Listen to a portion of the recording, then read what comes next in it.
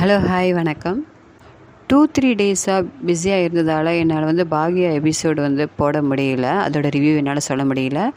இதுக்கப்புறம் பார்த்தீங்கன்னா, நான் உங்கள்கிட்ட லாஸ்ட்டில் தான் சொல்லியிருந்தேன், செடியினை அடிச்சிடுறாங்க. அன்றைக்கி ஒரு கோயிலில் போய் உட்காந்து அழுதுட்டுருக்காரு, எழுதி தான் கூட்டிகிட்டு போகிறேன்னு. அதுக்கப்புறம் பார்த்தீங்கன்னா, வீட்டுக்கு வந்த அப்புறம் வீட்டில் எல்லாருக்குமே தெரிய வருது, இனியோட அப்பா அடிச்சிருக்கிறாரு அப்படின்ட்டு. உடனே பாக்யாவோட மாமியாருக்கு ரொம்பவே கோவம் வருது. ஜோசப்க்கு உடனே கால் பண்ணுறாங்க பாக்யா மாமியார். கொஞ்சம் கோவப்பட்டு ரொம்ப பேசிடுறாங்க. அதுக்கு ஜோசஃபும் பேசிடுறாரு. அதனால் எதுக்குமே இவங்க யாரோட பேச்சுக்கும் ரொம்ப ரெஸ்பான்ஸ் கொடுத்த மாதிரி தெரியல. ஜோசப் அவன் எதுக்கு எங்கள் வீட்டுக்கு அதான் அடித்தோம் அப்படின்ற மாதிரி ரொம்ப கோவத்தில் பேசிடுறாரு. இப்படி பேசிகிட்டே இருக்கும்போது ஃபோனையும் வச்சிடறாரு ஜோசப். இதால் ரொம்ப கோவம் அடைஞ்ச பாக்யா மாமியார் என்ன பண்ணுறாங்கன்னா, ஒரு புரோக்கரை கூப்பிட்டு செழியனுக்கு பொண்ணு பார்க்க சொல்லி எல்லாம் ரெடி பண்ணிகிட்ருக்காங்க. இந்த விஷயம் பாக்யாவுக்கும் தெரிய வருது. உடனே பாக்யா கேட்குறாங்க, ஜெனியோட வீட்டில் தான் அவசரப்படுறாங்கன்னா நீங்கள் எதுக்கு அவசரப்படுறீங்க அப்படின்னு பாக்யா கேட்குறாங்க. உடனே பாக்யா மாமியார், இதெல்லாம் எங்களுக்கு தெரியும், நீ ஒன்றும் பேச வேண்டாம் அப்படின்னு சொல்லி பாக்யோட வாயை அடைச்சிடுறாங்க. அப்புறம் உடனே பாக்யா என்ன பண்ணுறாங்கன்னா, ஜெனியோட அம்மாட்ட போய் காலேஜ்லேயே போய் பேசுகிறாங்க. இந்த மாதிரி செழியனுக்கும் பொண்ணு பார்க்குறாங்க அப்படின்ற மாதிரி பேசுகிறாங்க. அதால் நம்ம செழியனும் ஜெனியும் நம்ம ஒரு நாள் இப்போ பேச வைப்போம் அப்படின்னு சொல்கிறாங்க.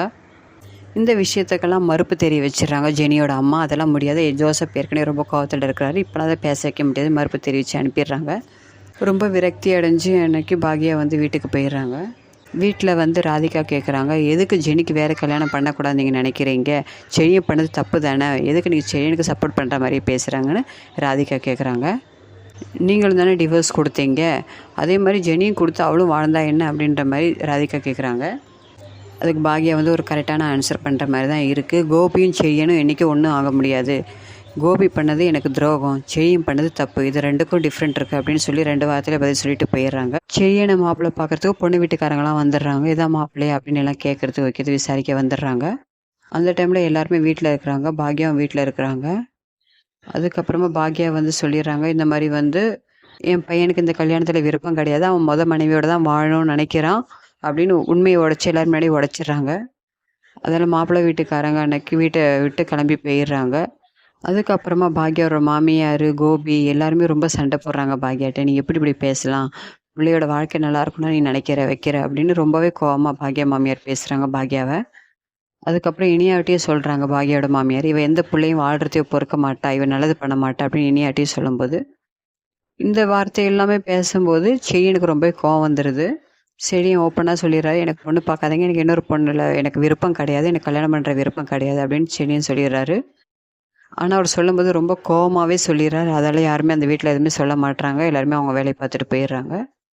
அதுக்கப்புறமா டைனிங் டேபிளில் பாக்யா உட்காந்தோடனே அவர் மாமனார் கேட்குறாரு, பட்டுன்னு பொண்ணு வீட்டுக்காரங்க முன்னாடி இப்படி சொல்லிட்டேம்மா, செழியனுக்கு விருப்பம் இல்லை, அது கொஞ்சம் பொறுமையாக யோசிச்சு சொல்லியிருக்கலாம்ல அப்படின்னு கேட்குறாரு.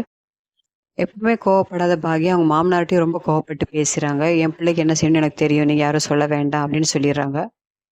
அதில் பாக்யாவோட மாமனார் கொஞ்சம் ரொம்ப மனசு வருத்தப்பட்டு போகிற மாதிரி தான் காமிக்கிறாங்க. அவர் இந்த டென்ஷனாக இப்படி இருந்துகிட்டே இருக்கும்போது பாக்யா உடனே திரும்பவும் மறுபடியும் ஜெனி வீட்டுக்கு போகிறாங்க. என்ன எதுன்னு பேசலாம் சரி அப்படின்னு போகிறாங்க. அவங்க போன அப்புறமா சொல்கிறாங்க, இந்த மாதிரி செழியனுக்கு வேற கல்யாணம் பண்ணுறதா இருக்காங்க அப்படின்னு சொன்னோடனே ஜெனி கேட்டு ரொம்ப ஃபீல் பண்ணுற மாதிரி தான் காமிக்கிறாங்க. அதுக்குள்ளே ஜெனியை அவங்க அப்பா ரூமில் வச்சு அடைச்சிடுறாரு.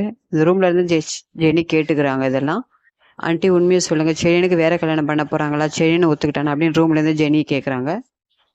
அப்புறம்தான் பாக்யா சொல்கிறாங்க, பார்த்தீங்களா செழியனுக்கு கல்யாணம் பண்ணுறேன்னு சொன்னோன்னே அவள் எவ்வளோ தவிக்கிறான்னு, இதான் அவங்க 2 பேருக்குள்ள காதல், நீங்கள் எதுக்கு பிரிக்கணும்னு நினைக்கிறேன்னு பேசிகிட்டு இருக்கீங்க அப்படின்னு சொல்கிறாங்க.